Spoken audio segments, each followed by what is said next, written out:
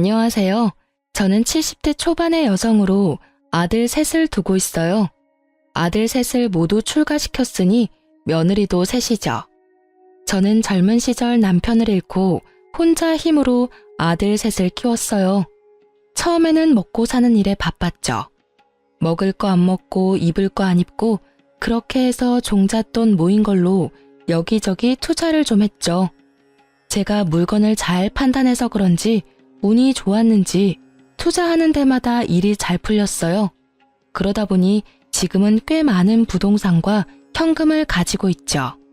같은 환경에서 키웠지만 아들들은 지금 형편이 모두 다르답니다. 우선 첫째네는 아들이 아주 큰 회사는 아니지만 박봉은 아니어서 형편이 그럭저럭한 상태였어요. 그리고 둘째네 형편이 셋 중에 가장 어렵다고 할 수 있겠네요. 둘째는 중소기업에 다니고 있었는데 월급이 정말 쥐꼬리예요. 그나마 불행인지 다행인지 아이가 없어서 두 내외가 빠듯하게 먹고 사는 형편이었어요.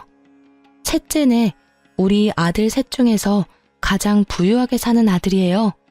아들 며느리가 같이 큰 고깃집을 하는데 꽤 큰 돈을 만지는 것 같더군요. 사람마다 성격이 다른 것은 당연하겠지만 우리 며느리들 정말 다 개성이 뚜렷한 아이들이었어요. 우선 맏며느리는 제가 보기엔 정말 맏며느리다웠답니다. 가장 경우에 밝았고 아래 동서들을 나름대로 컨트롤하려고 노력했죠. 둘째 며느리는 뭐랄까 참 착한 아이예요. 무슨 일에든 불만을 표현하거나 자기를 내세우지 않는 아이였죠. 그리고 셋째 며느리, 욕심이 있어야 돈도 많이 버나 봐요. 아주 욕심이 많은 아이랍니다. 참, 우리 집안에 대해서 먼저 말씀드리자면 대대로 왜 이렇게 아들만 많은지 알다가도 모를 일이었어요. 저도 아들만 셋을 두었고 죽은 남편도 5 형제 중 둘째였거든요. 다른 친척들네 집도 마찬가지였어요.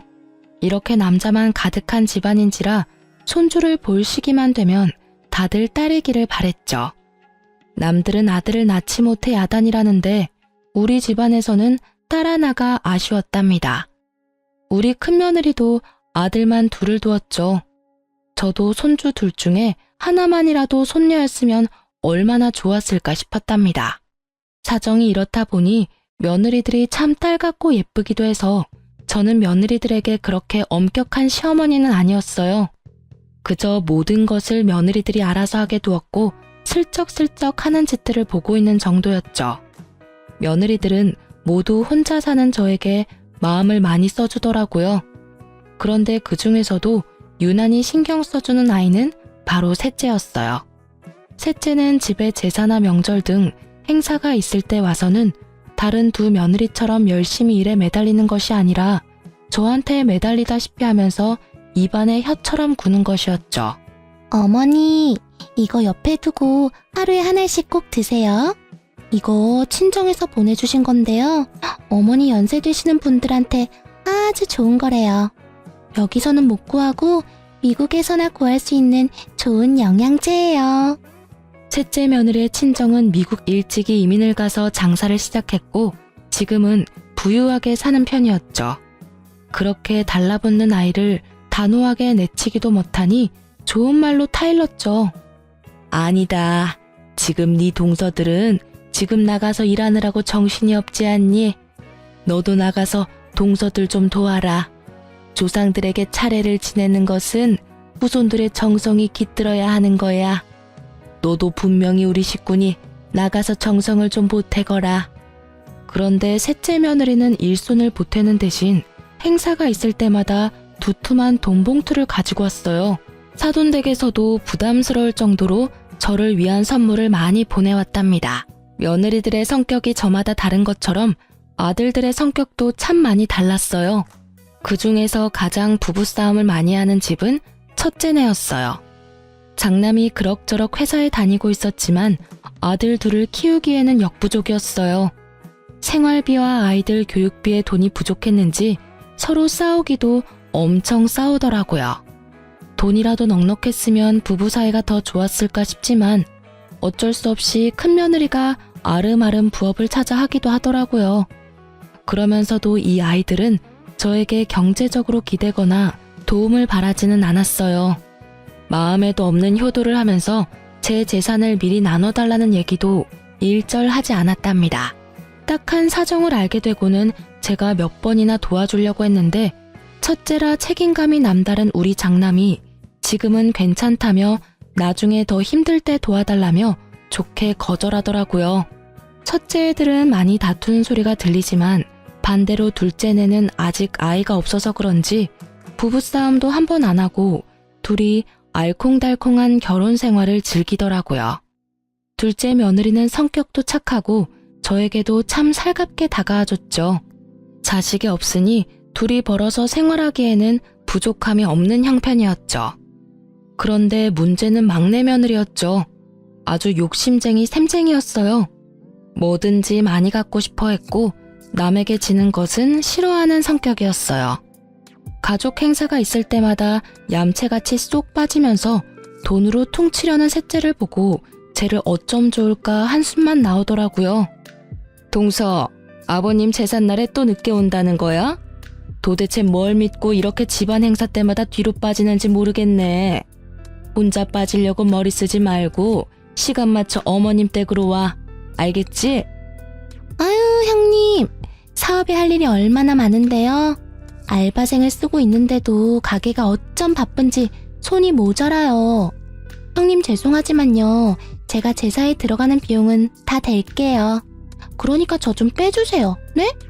그럼 다음에 또 연락드릴게요, 형님. 큰며느리가 며칠 앞으로 다가온 남편의 제사 문제를 의논하러 집에 왔다가 막내 며느리와 하는 통화 소리를 엿듣게 되었죠. 나이도 많은 형님인데 어린 막내가 어쩜 저리 약을 올리는지 참다 못한 큰며느리가 제게 말하더라고요. 어머니, 막내 동서 정말 이제는 못 봐주겠어요. 어머니께서 따끔하게 야단 좀 치셔야 될 것 같아요. 아유, 그래, 알았다. 내가 짬을 봐서 잘 얘기해보마. 남편의 제삿날에도 돈으로 퉁치고 와서 절만 하고 가려는 셋째 며느리가 저도 솔직히 미웠어요. 그래서 제가 직접 막내 며느리에게 전화를 걸었지만 다급한 목소리로 너무 바빠서 전화통화가 힘들다며 얼른 끊더군요.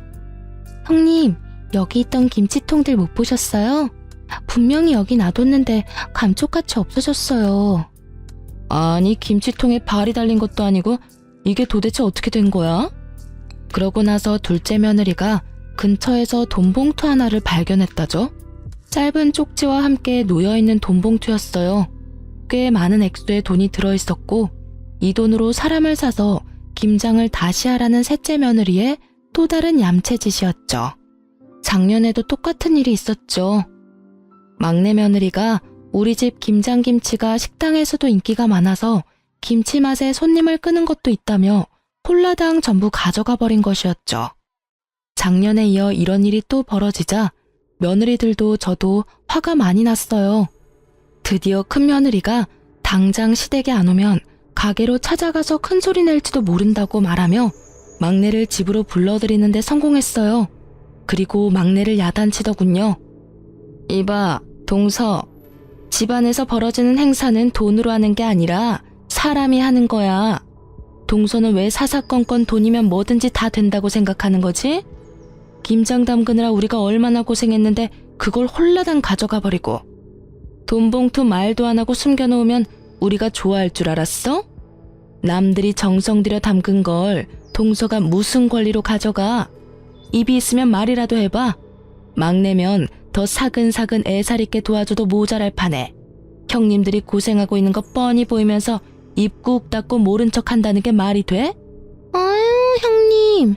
화난 이유는 알겠는데 사람 사서 김장해봤는데 여기 이 집에서 담근 맛이 안 나잖아요. 식당에 김치 때문에 오는 손님들도 많거든요. 그러니까 제 사정 좀 봐주세요. 네? 옆에서 듣던 저도 기가 다 막히더라고요. 정말 그냥 넘어가기가 힘들었어요. 예, 셋째야. 김장 같이 담그는 거 한 해 두 해 된 일도 아니고 그 김치 맛을 원하면 네가 직접 와서 배울 생각을 해야지. 우리가 식구들은 많지만 다 모일 시간이 그렇게 많지 않잖니. 다 같이 모여서 사는 얘기도 하고 천천히 김치도 담그자는 얘기다. 그런데 막내만 보란 듯이 툭 빠지면 시작하기도 전에 사기가 떨어지지 않니? 네 형님 말 잘 새겨 듣고 다음부턴 김장도 직접 와서 배우고 가거라. 알겠니? 셋째는 이런 제 말에도 비용은 얼마든지 넉넉하게 될 테니 식당에서 쓸 김치까지 우리더러 담가달라는 것이었죠. 그러고는 한다는 이야기가 사람을 움직이는 것은 결국 돈이라나요? 제가 세상 일이 그렇게 돈으로만 굴러가지 않는다고 그 생각을 버리지 않으면 언젠가 발등을 찌를 수 있다고 타일렀어요. 둘째도 셋째를 야단치면서 앞으로 이런 짓을 또 한다면 동서들 사이에서 따돌림을 당할 것이라고 경고했죠. 그랬더니 셋째가 코웃음을 치더군요. 그런데 이런 며느리들끼리의 다툼이 아들들에게도 말거리가 되었나 봐요. 우리 집 사람하고 근재수 씨는 제사다 차례다 해서 그때마다 며칠씩 고생을 하는데 왜 막내 재수 씨는 그때마다 안 보이니? 똑같은 며느리인데 왜 두 사람은 죽어라 고생하고 한 사람은 보이지도 않느냔 말이다. 오죽하면 이런 말이 내 귀에까지 들어오더라. 돈 봉투 놓고 사라지거나 엄마 옆에나 딱 붙어서 아부하는 거 이제 하지 말라고. 네가 재수 씨한테 잘 말해. 그러게 말이다. 너희 지난번 설에도 집에 돈만 보내고 둘이 스키장 간 거 내가 다 안다. 우리가 비록 너처럼 많이 벌지는 못해도 집안 행사 때 쓸 돈은 낼 수 있어. 그 돈 없어서 집안 행사 못 치르지 않는다. 돈만 보내는 게 얼마나 예의 없는 짓인데 재수 씨 때문에 우리 기분이 어떻겠냐? 우리도 빠지고 싶고 놀고 싶지만 집안 행사니까 참고 하는 거야. 막내야, 어린 건 알겠지만 너도 한 집안의 가장이니까 네가 먼저 솔선수범하고 책임감 있게 행동해야 돼. 그래야 재수 씨도 보고 배우지. 아니, 제 와이프가 뭘 그리 잘못했다고 다들 왕따를 시켜요? 그렇게 그런 게 억울하면 형들도 돈 버세요. 돈 벌어서 힘들지 않게 살면 되는 거죠. 그냥 일 안 하는 것도 아니고 충분히 행사 비용 될 만한 돈은 내놓고 빠지는 거잖아요. 저희도 억울한 부분이 분명 있다고요. 각자의 사정이 있는 거잖아요. 고깃집으로 장사 잘 되는 게 얼마나 힘든 건지 아세요, 다들? 하루라도 장사 안 하면 주변 상권에 밀리기 일쑤라고요. 물 들어올 때 노져야 되는데 지금이 물 들어올 때라 절대 빠질 수 없어요. 저흰 형님들과는 다르게 하루하루가 바쁘다고요. 위에 아들 둘도 셋째 아들의 이런 말에 어이가 없는 모양이더군요. 저 역시 평상시에 아이들의 다툼에 그다지 끼어드는 편이 아니었고 셋째 아들에게 제 생각을 이야기해봤자 별 소용이 없겠다는 생각에 그냥 듣고만 있었어요. 그리고 답답해서 잠시 현관문 밖으로 나갔다가 앞집 손녀딸을 보게 되었죠. 명절날이나 다른 행사 때 우리 집은 그야말로 난장판이었어요. 어릴 땐 뛰어다니느라 아랫집에서 시끄럽다고 찾아온 적도 여러 번이었고 이젠 머리가 좀 컸다고 다들 의견 하나 굽히지 못하고 싸우는 모습을 보니 가슴이 답답하더라고요. 이런 형편에 얌전하고 고분고분 인사하는 앞집 손녀딸을 보니 진심으로 앞집이 부럽더군요. 제가 다시 집 안으로 들어와서 아들 셋의 약간 싸늘해진 분위기를 돌릴 겸 해서 지나가는 말로 한마디 했죠. 아이고, 그나저나 앞집 손녀딸을 보니 인형 같더라. 우리 집엔 어떻게 이렇게 시커먼 사내들만 있는지 모르겠다. 손녀딸 하나만 볼 수 있다면 더 이상 바랄 게 없을 텐데. 아휴. 갑자기 조용해지더라고요. 제가 가볍게 내뱉은 말이었지만 아들들에겐 가벼운 말이 아니었나 봐요. 며느리들이 모두 젊기에 아직 얼마든지 더 손주를 볼 수 있는 상황이었거든요. 제 가벼운 말을 가지고 아들 셋이 각자 안 사람들에게 무슨 소리를 했는지 돈 버는 재미에 아이 낳는 것도 미루고 있던 셋째가 드디어 아이를 가지려고 노력한다는 소식이 들렸어요. 일단 반가웠어요. 둘 다 젊으니 피임을 그만두고 나서 바로 아이가 생겼다더군요.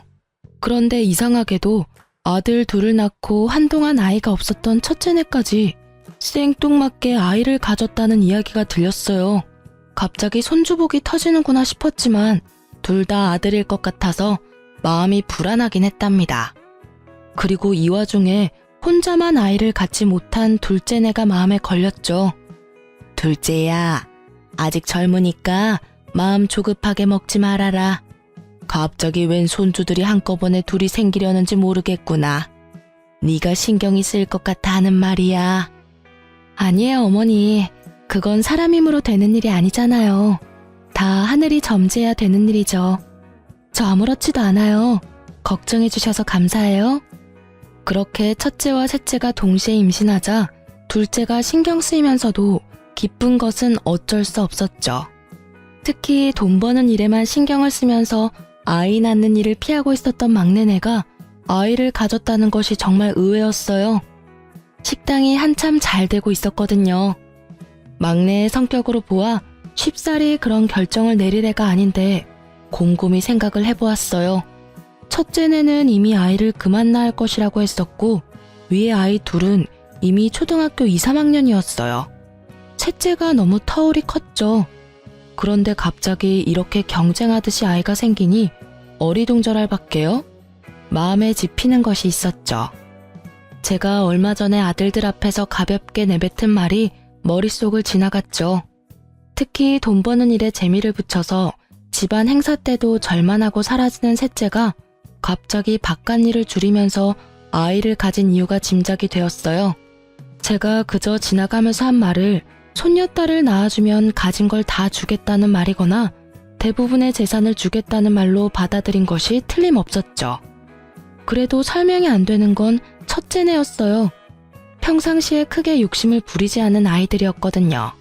그러나 견물생심이라고 평상시에 욕심을 부리지 않았지만 재산을 준다는 말에 욕심이 동했던 것이 틀림없었어요. 첫째는 특히 큰 며느리 너도 별 수 없구나 싶었답니다. 하지만 속으로만 짐작을 하고 아이들에게 내색을 하지는 않았어요. 재산 때문에 손녀를 낳아 효도를 하려는 자식들이 한심했지만 일단 임신 중인 아이들에게 나쁜 소리를 하고 싶지는 않았죠. 나중에 아이를 낳으면 한마디씩 해줄 생각이었어요. 그리고 저는 제가 살아있는 동안에 제 재산을 미리 증여해줄 생각은 없었답니다. 다 제가 죽고 나면 저희들에게 돌아갈 재산이었어요. 이렇게 제 머릿속이 이런저런 생각으로 복잡할 때 셋째가 이야기를 꺼냈답니다. 어머니, 저 미국에 가서 아이 낳아올게요. 친정이 미국에 계시니 저도 편안하고 어머니도 신경 덜 쓰시게 될 것 같아서요. 그리고 아이한테 미국 시민권 하나 만들어주는 거 큰 돈 들여서라도 해준다잖아요. 셋째 며느리의 말이 나름 일리가 있다고 생각되었어요. 곧 태어날 손주에게 도움이 되는 일이니 가서 낳고 오라고 했죠.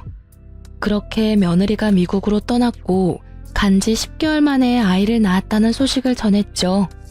그렇게도 기다리고 기다리던 손녀딸이라고 하더라고요. 저는 정말 날아갈 듯이 기뻤답니다. 빨리 데리고 들어오라고 성화를 했죠. 며느리가 드디어 아이를 데리고 들어왔어요. 정말 예쁜 공주님이더군요. 기쁜 마음에 친척집 여기저기에도 전화를 걸어서 자랑을 하기 바빴죠. 그리고 비슷한 시기에 임신을 했던 첫째도 아이를 낳았는데 역시나 또 아들이었어요. 큰며느리도 이제 저처럼 아들만 셋인 세 형제의 엄마가 되었죠. 막내 며느리는 갓난 딸아이를 데리고 제 옆에 찰싹 붙어서 더 이상 돈 벌러 나갈 생각도 않더라고요. 그래도 이쁜 손녀 얼굴 보니까 용서가 되더라고요. 아이고 우리 공주님 누굴 닮아서 이렇게 예쁠꼬. 애비를 닮았나 애미를 닮았나 어디 자세히 좀 보자. 할머니 해봐라. 할머니. 그런데 제가 이렇게 말하는 순간 셋째 며느리의 얼굴 표정이 움찔거리는 걸 느꼈어요.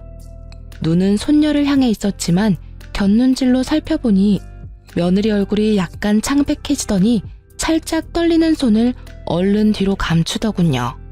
별일 아니라면 별일 아니었겠지만 뭔가 숨기는 걸 들킨 사람의 반응이었답니다. 내내 제 머릿속을 떠나지 않았고 곰곰이 돌이켜봤죠.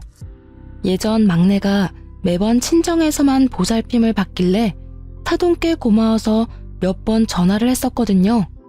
그런데 전화를 할 때마다 며느리는 집에 없다고 하더라고요. 순산을 위해 운동하러 나갔다는 것이었어요. 그리고 제 느낌인지는 모르지만 사돈댁에서는 제 전화를 받는 게 어딘가 불편한 것 같더라고요. 피하는 느낌도 들었지만 그때는 그저 사돈이라는 관계가 어려운 관계니 자주 통화하기 불편해서 그런가 보다 했었죠. 지금 생각하니 사돈의 그 불편하다는 기색도 도가 지나친 것 같았어요. 며칠을 이런저런 생각으로 끙끙 앓고 있다가 가만히만 있어서는 안 되겠다는 생각이 들더군요. 뭔가 이상하다는 생각이 머릿속을 떠나지 않았기에 경찰에 오래 계시다가 퇴임한 제 친정의 사촌 오라버니에게 믿을 만한 곳을 하나 소개받았죠. 우선 며느리의 행적을 캐기로 결정하면서도 제가 며느리의 표정을 잘못 읽은 것이 아닐까, 괜한 일을 하는 것이 아닐까 하는 생각이 저를 착잡하게 만들었어요. 소개받은 곳에서는 우선 아이와 아들의 친자 검사를 의뢰하겠다고 하더군요. TV에서 본 것이지만 요즘은 머리카락, 하다못해 쓰던 칫솔이라도 가져다 주면 친자 관계 검사를 해준다는 것은 들어서 알고 있었어요. 그래서 며느리가 아이를 데리고 왔을 때 아이의 머리카락을 몰래 모아두었죠. 그리고 아들의 머리카락도 어렵게 모았답니다. 그렇게 해서 친자 검사가 진행되었고 결과는 충격적이었어요. 손녀가 우리 아들의 친자 관계가 아니라는 것이었죠. 우선 며느리의 불륜을 의심할 수밖에 없었답니다. 저는 충격에 며칠 동안 식음을 전폐하다가 우선 며느리를 불러 직접 물어봐야겠다고 생각했죠. 아무것도 모르는 막내 내외가 아이를 안고 집으로 들어서더군요. 그런 셋째 앞에 제가 그 검사의 결과지를 내밀었죠. 막내 며느리의 얼굴이 파랗게 질리면서 서 있을 힘도 없는지 그대로 주저앉아 버렸죠. 도대체 왜 이런 일을 저지른 거냐? 막내 너 솔직히 풀어보거라. 저 아이가 네가 밖에서 딴짓을 해서 낳은 아이가 맞느냔 말이야. 아들, 너 왜 놀라지 않는 거니? 설마 너도 알고 있는 사실이니? 빨리 말해보거라. 우리 핏줄도 아닌 아이를 왜 네가 키워주려 했냐는 말이다. 어머니, 저 다른 남자 만난 적 없어요. 그 점에선 저 결백해요. 어머니, 그것만은 믿어주세요. 그러면서 털어놓는 며느리의 얘기를 듣고는 더욱 놀라고 말았어요. 이 일을 계획하고 실천에 옮기도록 한 것이 다른 사람이 아닌 아들이라는 것이었죠. 사실을 따져 물었어요. 아들이 아무 말 없이 바닥을 보고 있더군요. 그리고 흥신소에서는 또 새로운 소식을 알려왔어요. 며느리가 임신을 하고 출산을 하기까지 미국에 있었다는 것이 거짓이었다죠. 그 기간 동안에 며느리의 출입국 기록이 없다는 것이었어요. 귀신에 홀린 것 같다는 생각이 들더군요. 여기까지 듣자 눈앞이 캄캄해지면서 다리에 힘이 다 풀렸어요. 그러니까 임신하지도 않은 아이를 임신했다고 했고 당연히 국내에서 출산을 할 수가 없으니 원정 출산을 하겠다고 한 거였어요. 막내 며느리가 국내 어딘가에 아주 교묘하게 숨어버리고 10개월이 지나기를 기다리면서 그 사이에 아이의 입양을 추진한 것이었죠. 그러니까 결국 셋째가 손녀딸이라고 데려온 아이는 입양하라는 결론이었어요. 결국 제가 지나가면서 한 말을 가지고 저희들끼리 오해를 해서 빚어진 참담한 효도 경쟁의 결과였죠.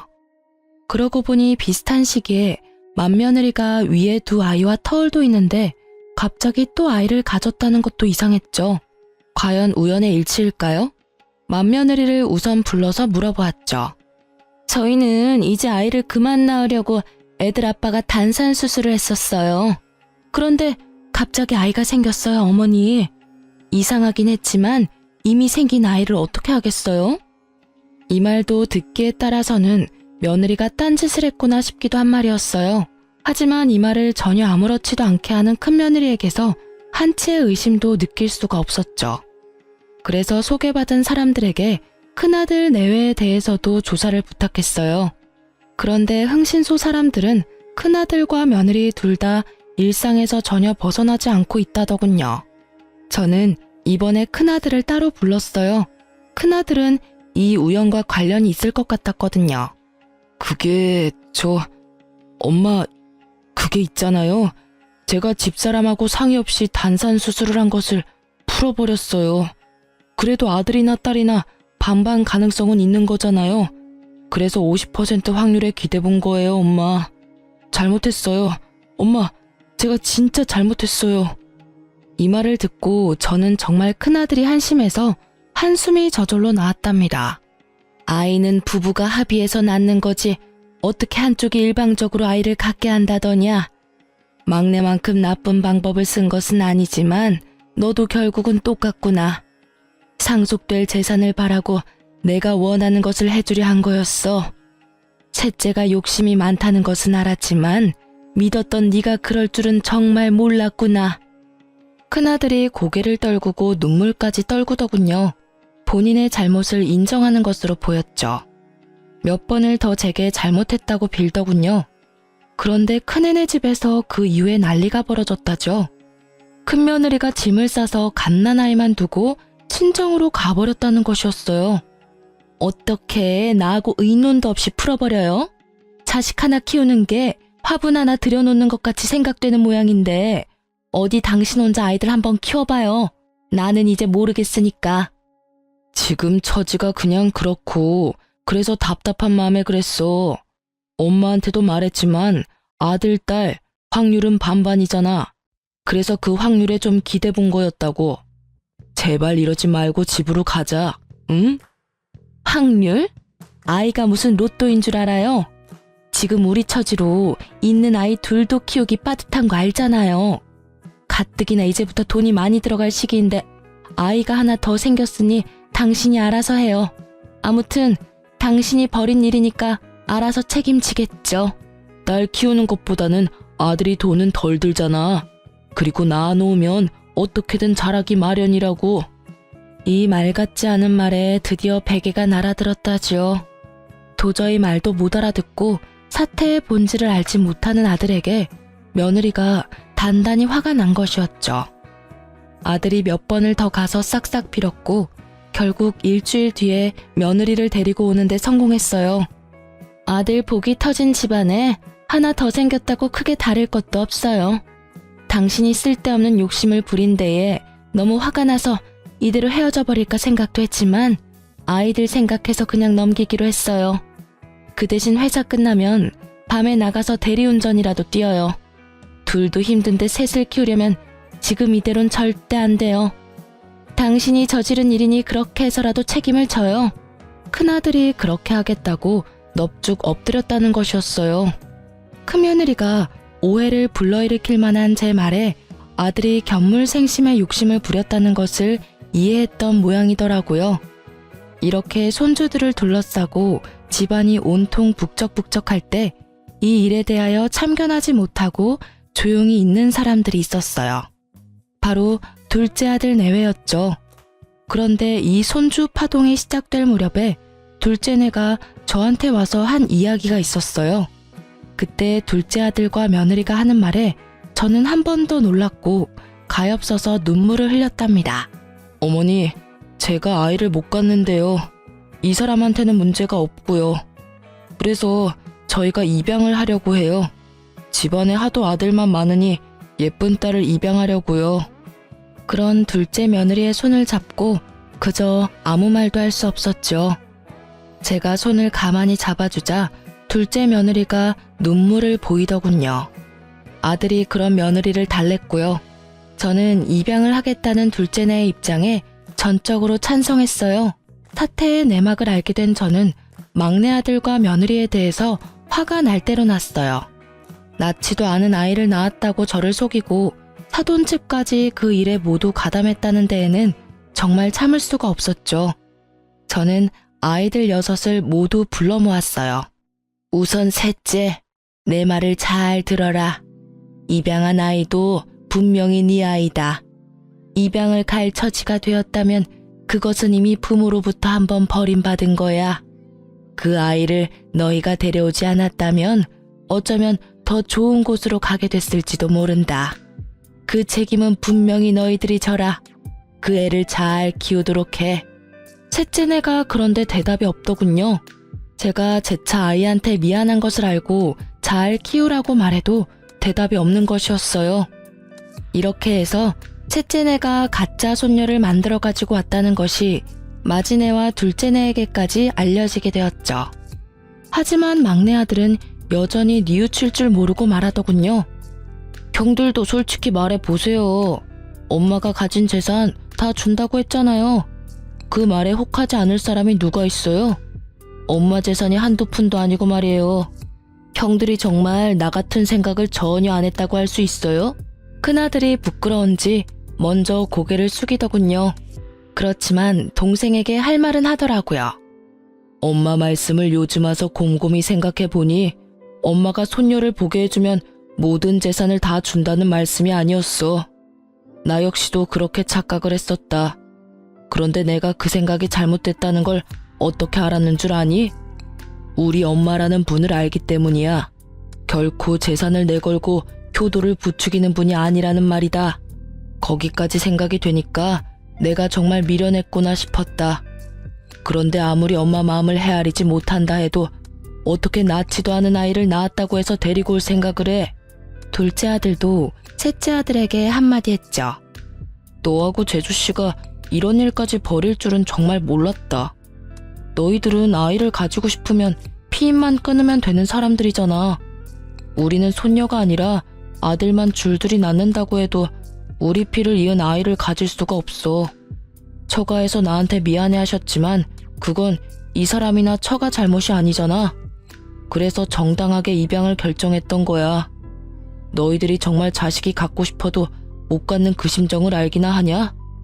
둘째 며느리와 큰아들 내외의 눈시울이 붉어지더군요. 큰며느리는 갓난아들을 안고 있었고 셋째는 어디다 아이를 맡기고 왔는지 아이는 데리고 오지 않았더라고요. 이 순간에 갑자기 제 가슴이 덜컥 내려앉은 것은 왜일까요? 다들 킨 마당에 혹시라도 파양이라도 하지 않을까 덜컥 걱정이 되었죠. 애미가 이미 말했지 않느냐? 그 아이에 대한 책임이 있다고 말이다. 다시 말하마. 그 아이는 틀림없는 너희 아이고 내 손녀딸이야. 도대체 그 아이가 무슨 죄를 지어서 돌도 되기 전에 2번이나 버림을 받는단 말이냐? 이어서 둘째 며느리도 걱정이 되는 말투로 셋째에게 말하는 것이었죠. 평상시에 입을 잘 열지 않지만 입만 열었다 하면 전곡을 찌르는 둘째였어요. 동서, 만일 이 일이 들키지 않고 동서가 착각한 대로 어머니가 한 재산 떼어주셨다면 동서 그 아이 계속 키웠을 거 아니야. 적어도 어머니가 살아계실 때까지는 그 아이를 키웠겠지. 그치만 그 후에 어머니가 세상에 없으면 물건 버리듯이 가볍게 버릴 생각을 한 거 아니지 설마? 진짜 너네가 사람이야? 짐승도 그렇게 생각 안 해. 제발 내 말이 아니라고 대답해. 어서. 셋째네가 굳이 부정을 하지 않았고 제 가슴에 아주 바위덩이가 올라앉아 버렸죠.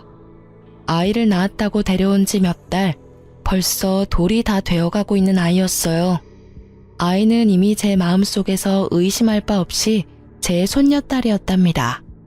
저는 단호하게 셋째네에게 말했죠. 만일 너희가 저 아이를 파양한다는 나쁜 생각을 한다면 너희는 내 아이들이 아니다. 너넨 이제 다 큰 성인이란 말이다. 자기가 한 일에 대해서는 당연히 책임을 져야 하는 거야. 혹시라도 그 아이를 버리면 내 눈에 흙이 들어가기 전까지 둘 다 내 앞에 나타날 생각은 하지 말아라. 제 품에 안겨 방긋방긋 웃고 있는 손녀딸이 생각나면서 제 눈에도 눈물이 고였죠. 그 아이를 제 품에서 떼어놓다니요. 도저히 못할 일이었어요. 셋째네는 결국은 제가 원하는 답을 주지 않은 채 자리를 떴어요. 그렇게 그날의 가족 모임이 파했고 그렇게 셋째네에게서 본 손녀에 대한 생각으로 마음고생이 심하던 중 둘째네가 예쁜 딸을 입양해 데리고 왔더군요. 까맣고 맑은 눈이 반짝이는 정말 예쁜 손녀딸이었죠. 아이고 예쁘기도 해라. 아가, 얘가 너를 많이 닮은 것 같구나. 눈매하며 인매가 너를 닮았어. 둘째 며느리가 엷은 미소를 짓더군요. 하지만 마냥 기뻐할 수만은 없었어요. 그렇게 둘째네 손녀에 대해서 정을 들이고 있을 무렵 결국은 셋째네가 손녀를 파양할 것이라는 말이 다른 두 며느리를 통해서 제게 들려왔어요. 두 며느리가 설득도 해보고 야단도 쳐보았지만 셋째네가 말을 듣지 않았다죠. 마음에도 없던 아이, 그저 한 재산 차지해보겠다고 입양한 아이였죠. 그러니 쉽게 파양을 결정할 수 있었겠죠.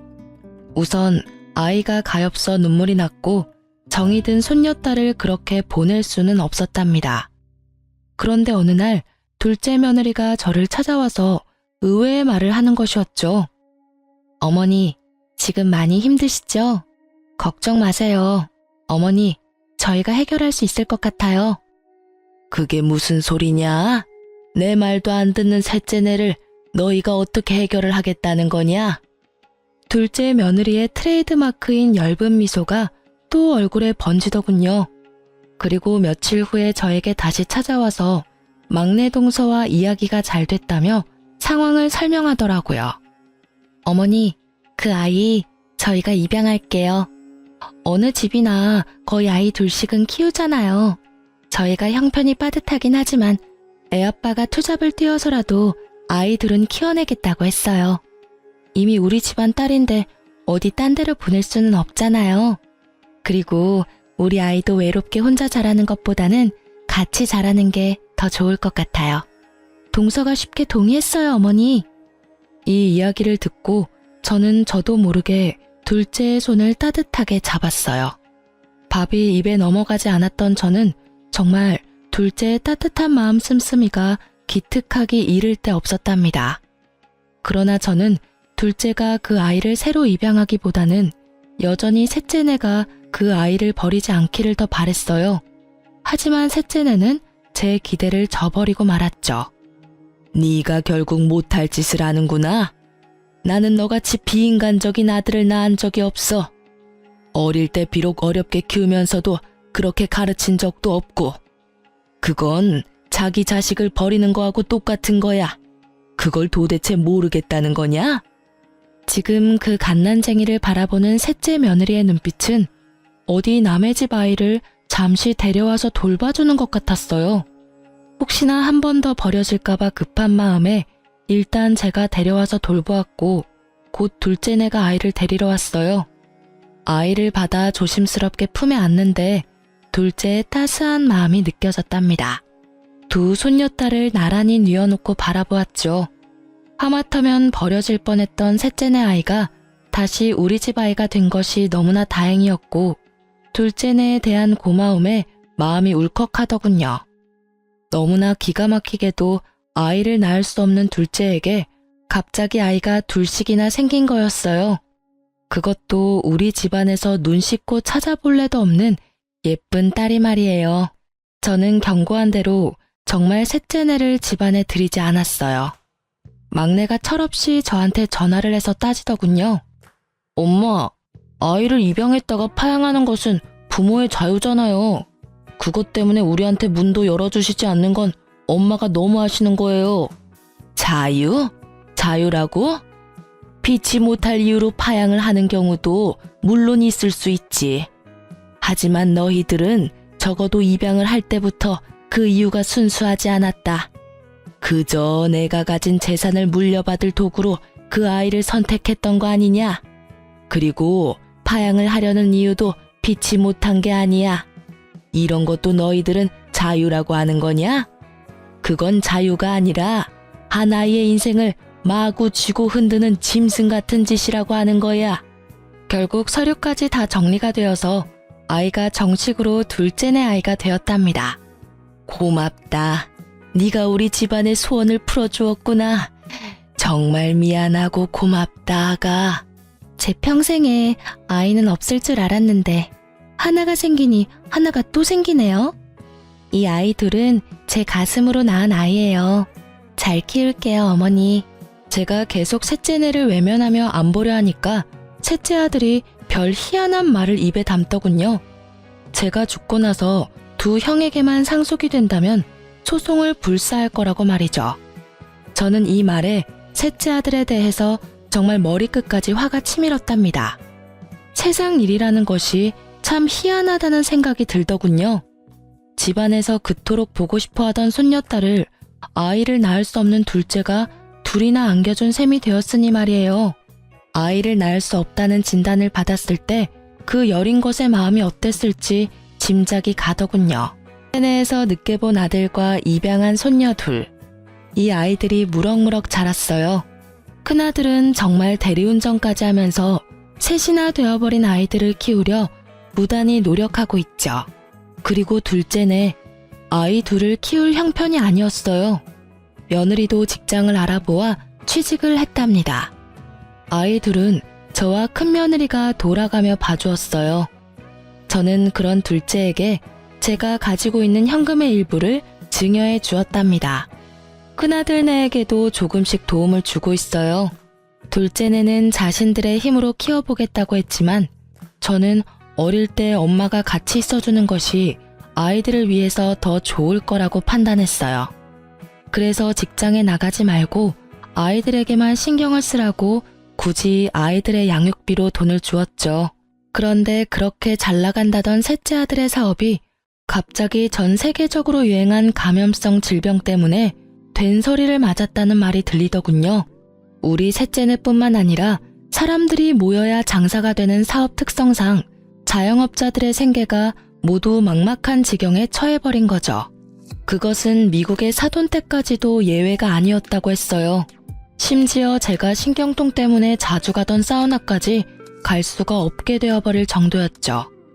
결국 셋째가 저에게 손을 벌리더군요. 큰 잘못을 저질렀지만 그래도 자식이라고 제 마음이 왜 흔들리지 않았겠어요. 하지만 여러 번 고심한 끝에 저는 셋째의 부탁을 들어주지 않기로 결정했어요. 아직 손녀딸 문제에 대해서 잘못했다는 기색이 없는 아이들이었죠. 그런 아이들에게 자신들의 노력도 없이 뭔가 생기는 것이 그 아이들을 위해서도 좋지 않다는 생각이 들더군요. 막내가 여러 번 도움을 청했지만 저는 식당 문을 닫고 나중에 포장마차부터 다시 시작하는 것까지 각오하라고 했어요. 그렇게 스스로의 힘으로 다시 일으켜보라고 했죠. 세월은 무심하게 흘러서 새로 태어난 새 손주가 무럭무럭 자랐고 어느덧 초등학교에 입학할 나이가 되었어요. 저도 이제는 팔순을 바라보는 노인네가 되었죠. 자식을 포기한다는 일, 참 어려운 일이더군요. 셋째네를 그렇게 내치고 저는 참 많이 울었어요. 여전히 제 재산에 대해서 소송이니 뭐니 하는 말을 입에 담고 있지만 그래도 저는 그 아이들이 우선 잘못을 뉘우치고 사업을 자신들의 힘으로 다시 일으키기를 바라고 있어요. 지금까지 제 아들 일이라 정말 창피하지만 가짜 손녀를 만들어서 원정 출산으로 꾸민 철없는 셋째 아들네 이야기를 들려드렸어요. 그리고 정말 기가 막히게도 이 이야기는 또한 아이를 낳을 수 없는 며느리가 손녀를 둘이나 안겨준 제게는 참 뭉클한 사연이랍니다. 여러분도 오늘 하루 따뜻한 하루 되시길 바랍니다. 긴 글 읽어주셔서 감사합니다.